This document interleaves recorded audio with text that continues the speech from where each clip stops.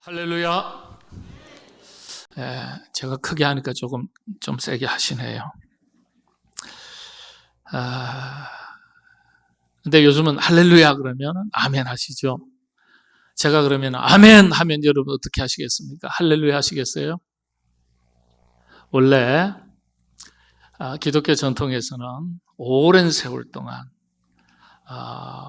제사장이, 목회자가 아멘 하면 어떻게 대답하셔야 되는 줄 아세요? 아멘 하면 여러분 다 함께 여호와 이렇게 대답하셔야 되는 겁니다. 이게 교회 전통이에요. 아멘이라는 말의 용어의 뜻이 뭔 줄 아시나요? 아멘. 누가 말씀하시는 것 같기도 한데 진실로 확실히 그대로 이루어지기를 원합니다. 이런 동의와 찬성의 뜻을 가진 신앙 고백과도 같은 기독교 용어로 알고 있습니다. 소망과 믿음의 확신을 가지고 신앙 고백의 하나로서 사용하는 말이라고 그렇게 알고 있습니다. 맞는 말씀이지만은 아주 일부만 맞는 말입니다. 아멘. 이게 원래 히브리어입니다. 히브리어. 더 정확하게는 애굽의 언어입니다. 애굽의 언어에서 비롯된 거예요. 지금은 이집트지만은 이스라엘 백성들이 애굽에서 노예 생활 종살이 430년 할 때 그때 만들어진, 아니요, 그 이전에부터 이집트 땅에서 만들어진 언어가 애굽 땅에서 종살이하던 이스라엘 백성들이 차용한 언어예요. 그리고 그 이후에 구약 시대에 계속해서 사용되어지던 언어입니다. 뿌리는 이집트예요. 이집트의 신들, 다신교거든요. 다신교인데 그 당시에 가장 위대한 신으로 알려진 한 신이 있었습니다. 바로 왕 이전이에요. 이전부터예요. 그런데 이제 아문이라는 신이 있었습니다. 그때는 제일 강력한 신이었어요. 태양신과 서로 다 연결이 되어 있어요. 그래서 이 당시에 그 우상 숭배하던 아문 신에게 기도도 하고 아뢰기도 하고 제사도 드리지 않겠어요? 그리고 나서는 기도 다 한 다음에 마지막 끝에 뭐라고 하냐면 아문 그랬어요. 아문. 그래서 이 아문이 무슨 뜻이냐면 신의 이름으로, 아문 신의 이름으로, 아문 신에 의해서, 아문 신의 뜻대로, 이런 뜻이에요. 우리가 기도 다 하지만은 하나님의 뜻대로, 주님의 뜻대로 이루어지기를 원합니다. 그렇게 고백하듯이 그런 그 당시에 문화가 있었어요. 그래서 말씀대로 되소서라는 뜻이에요. 근데 어쨌건 이런 아문했던 이 기독교 때 아문이라고 외쳤던 그 전통이 가만 보니까 괜찮거든요. 하나님 앞에 기도 다 하고 나서 정말 그대로 되기를 원합니다 하고서 아멘 하니까 여호와의 뜻대로, 여호와의 이름대로, 여호와 하나님에 의해서 이렇게 사용하니까 괜찮은 거예요. 그래서 교회 전통에서도 자연스럽게 차용해서 사용하다가 보니까 오늘날까지 이렇게 이어진 겁니다. 일부 다른 신학자들이나 언어학자들 중에서는 다른 의견들이 있기는 하지만은 교회 전통의 주류는 지금 이렇게 해석하고 있습니다. 그래서 이후에 오랜 시간과 전통으로 이어져 오는 가운데 자리 잡는 가운데 유대인들이 예배 때 아멘이라는 말을 가장 분명하게 사용합니다. 그리고 이 아멘은 개인적인 차원에서도 고백하는 신앙적인 용어지만은 회중들이 함께 동시에 복창하는 게 전통입니다. 할렐루야 그러면 자 해볼게. 할렐루야 아멘. 여러분들이 그렇게 무슨 경망스럽게 꼭 굳이 그렇게 해야 우리의 신앙이 검증이 되고 그런 겁니까? 아니요. 여러분들 우리가 우리가 믿는 하나님은 살아계신 하나님이니까 자신의 신앙의 고백과 믿음의 확신을 가지고 아멘 하는 것은 사람 앞에서도 우리가 자신의 의사를 분명하게 밝히잖아요. 하나님 앞에서도 자신의 신앙의 고백을 예. 밝히는 건 좋은 거예요. 예. 개인과 공동체 차원에서 신앙 고백과도 같은 이 표현이 특별히 강조되고 또 완전하게 기독교 문화에서 확실하게 자리 잡게 된 시기는 때는 미국에 있는 청교도들 때문입니다. 예. 우리 한국 교회는 미국에 영국의 청교도들이 미국으로 왔고요. 미국에 청교도에 뿌리를 두고 있는 장로교 교단에서 우리 한국의 선교사님들이 와서 복음을 전했기 때문에 그래서 우리 한국 교회에도 이 아멘이라고 고백을 많이 하죠. 청교도들은 확고한 신앙과 기도, 축복, 강곡한 권유에 확신을 실어서 아멘이라고 화답을 하는 경우가 대단히 많습니다. 자연스럽게 사용되는데 지나치게 감정에 치우쳐서 사용하는 것은 문제가 있지만은 자신의 믿음의 확신과 또 소망의 표현으로서 그렇게 사용하는 것은 바람직한 모습이라고 하겠습니다. 그런 마음도 없이 믿음도 없이 형식적인 상태에서 습관적으로 하는 이 아멘이라는 단어는 문제가 있겠지만은 여러분들 그런 믿음의 고백을 가지고 개인을 넘어서 이 모든 회중들이 다 함께 특별히 예배 중입니다. 예배 중에 공동체 정신을 가지고 소망과 확신으로서 드려지는 이 고백은 대단히 중요합니다. 여러분들 그렇게 믿음의 고백을 잘 하나님 앞에 드리시는 여러분 되시기를 바랍니다. 지난주에 이어서 본문을 통해서 거룩에 대해서 살펴보겠습니다. 예수님께서 제자들에게 오늘 손이 범죄하게 하거든 손 찍어버려. 발이 범죄하게 하거든 찍어버려. 눈이 범죄하게 하거든 뽑아버려. 손과 발이 몇 개나 있어야 되겠어요? 눈이 몇 개나 있어야 되겠어요? 아이고 우리 다 손발 잘리고 시각 장애를 가지고 예배 드릴 형편 아니겠어요? 예. 이 의미가 무슨 뜻일까요? 거룩이에요. 거룩. 거룩의 사람이 되라. 구별된 삶을 살아가라. 거룩함에 대해서 일반적으로 오해가 있습니다. 우리 그리스도인들이요. 자신도 모르게 행위의 기준을 두고 거룩하다, 거룩하지 않다 이렇게 이해하는 경우가 대단히 많습니다. 윤리 도덕적인 행위를 기준으로 한 윤리 도덕적인 개념으로만 이해하는 경우가 많은데요. 그런데 이 거룩이 이 개념, 이 차원을 넘어서는 겁니다. 조금 심하게 말씀드리자면 여러분들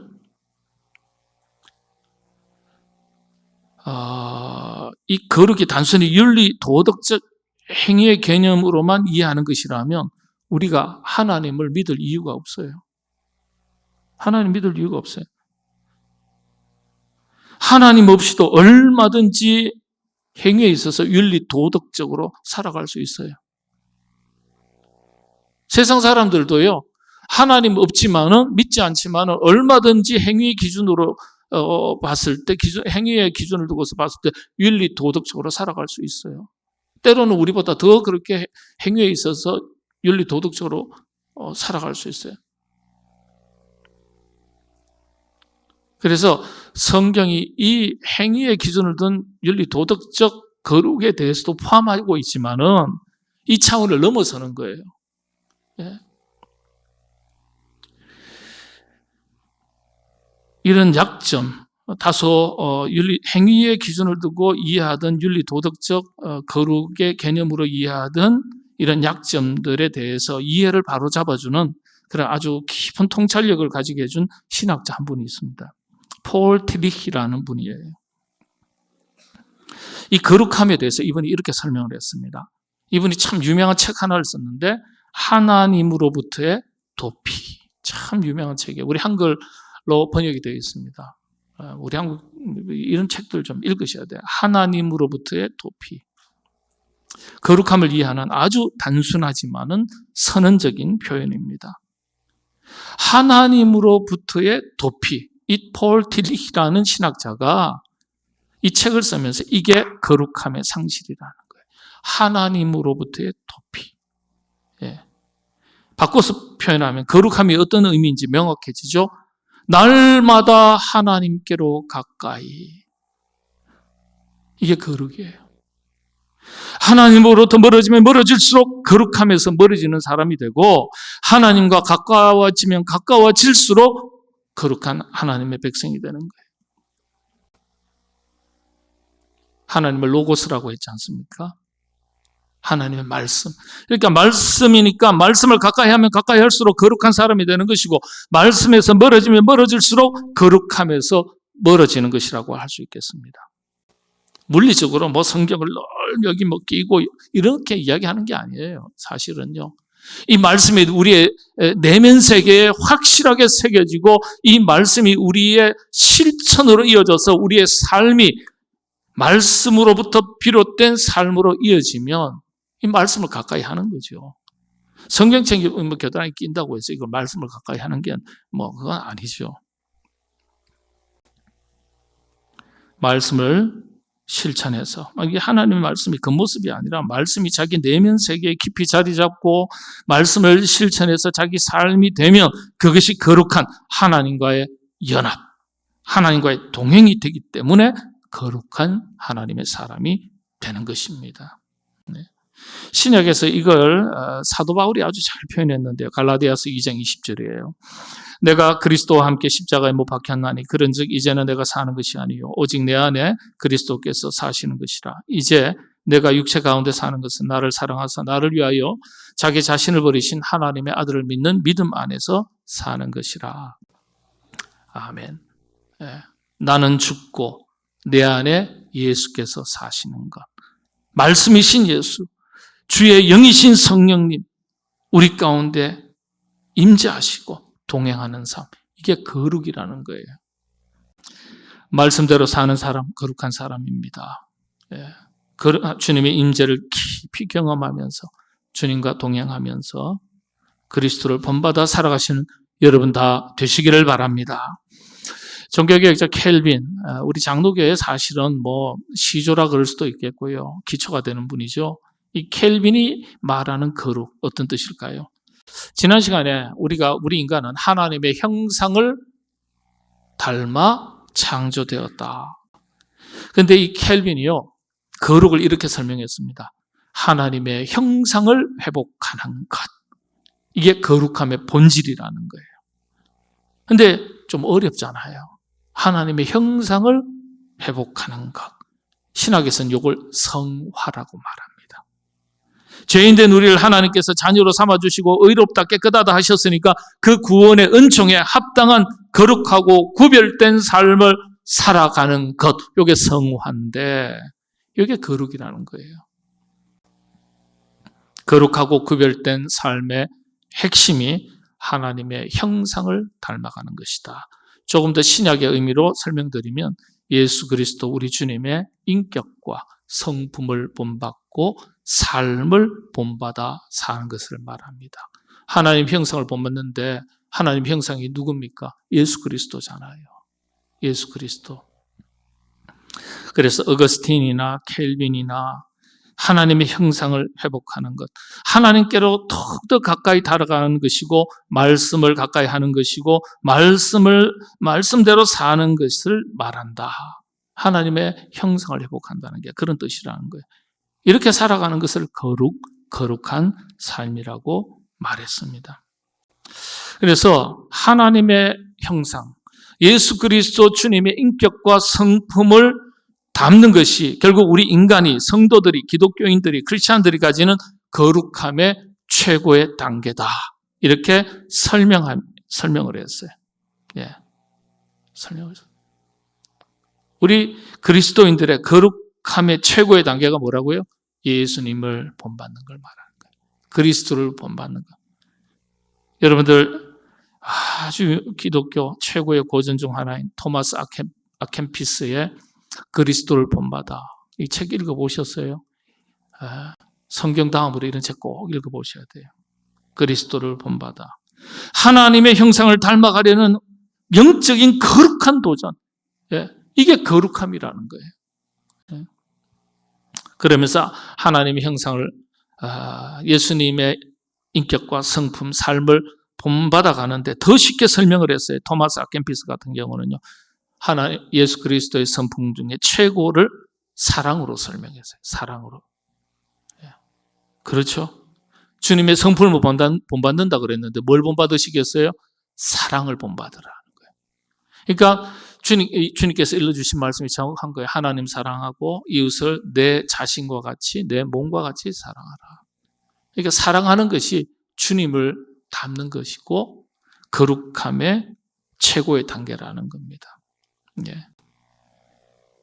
주님을 본받아 살아가면 성령의 9가지 열매가 다양하게 이 사랑을 기초로 해서 표현되는 거잖아요. 9가지 열매입니다. 예.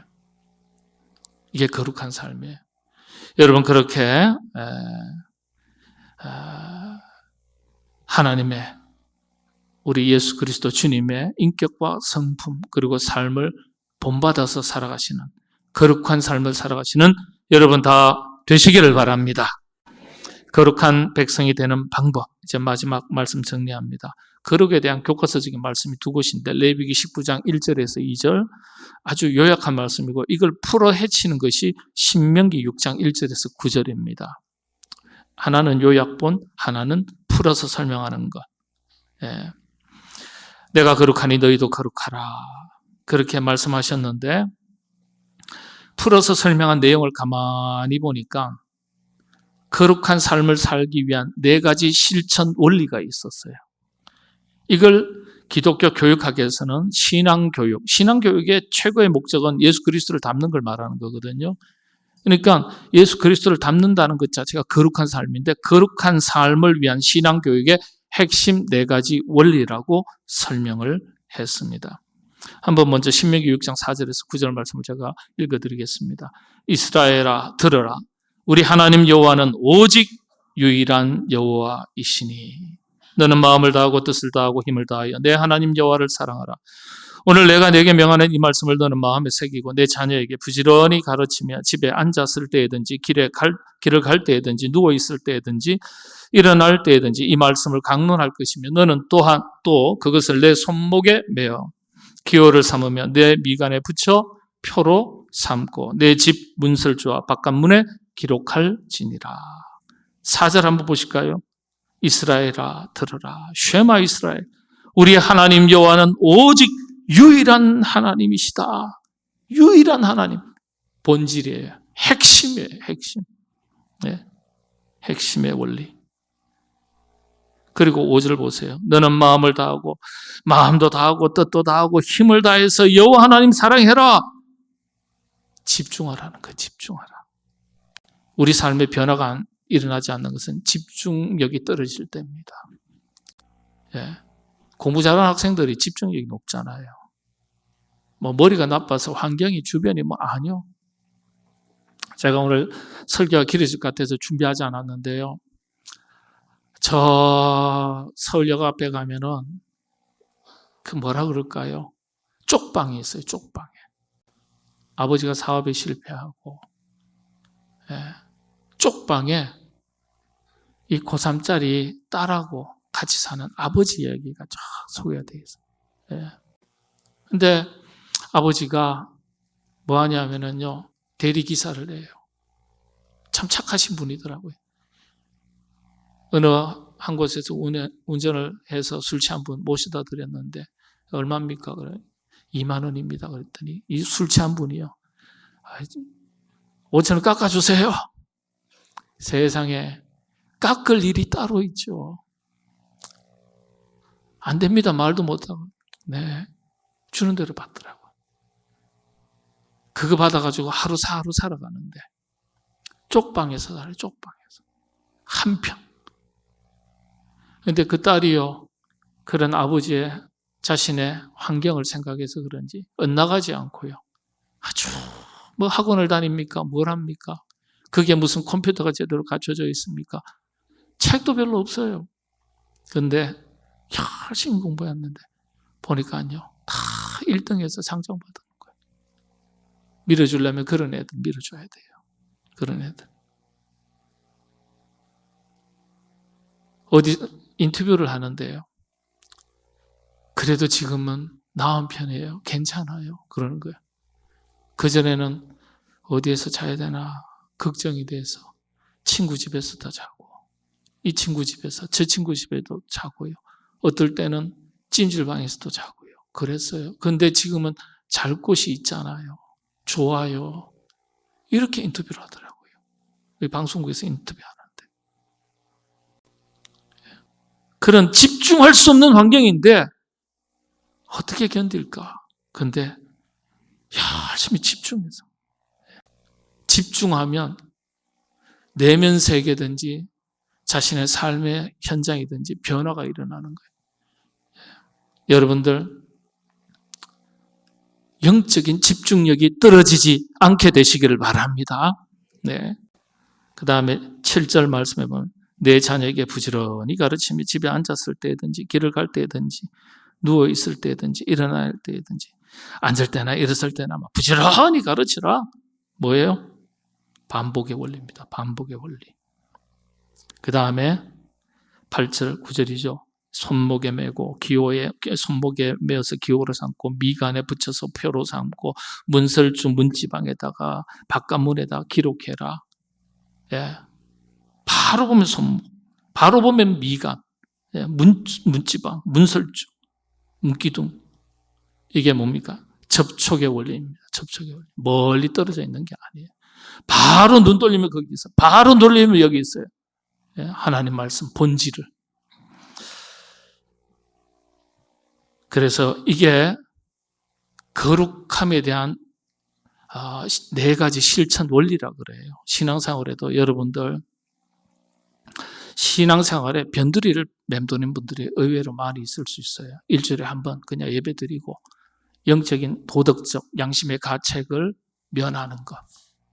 예. 근데 그거 아니죠. 그 다음에 더 중요한 일과 덜 중요한 일, 좀 구분해야 되는데 영적인 우선순위가 좀 잘 지켜져야 되는데 영적인 질서가 무너져 있는 경우 참 많습니다. 구약에서 교육이라는 말은 반복이라는 의미로 동의합니다. 같이 쓰이거든요. 여러분들 배운 대로 안 살아요. 머리에 든 대로 안 살아요. 우리는 몸에 익숙한 대로 반복해오던 대로 살아요. 영적인 거룩한 습관을 기르셔야 돼요. 여러분의 삶 속에 말씀을 얼마나, 아까 전에 말씀드렸잖아요. 하나님의 형상을 본받는 게 뭡니까? 하나님을 얼마나 가까이 하는 것이냐 이거라 그랬잖아요.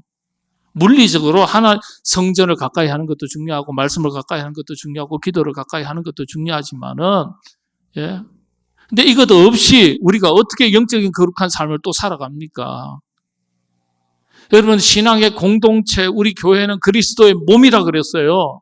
몸에서 멀어져서 우리 팔과 다리가 존재할 수 없는 겁니다. 공동체의 교제에서 단절되고는 건강한 신앙생활을 할 수가 없는 겁니다. 오늘 우리 사회가 얼마나 개인주의화되어 있습니까?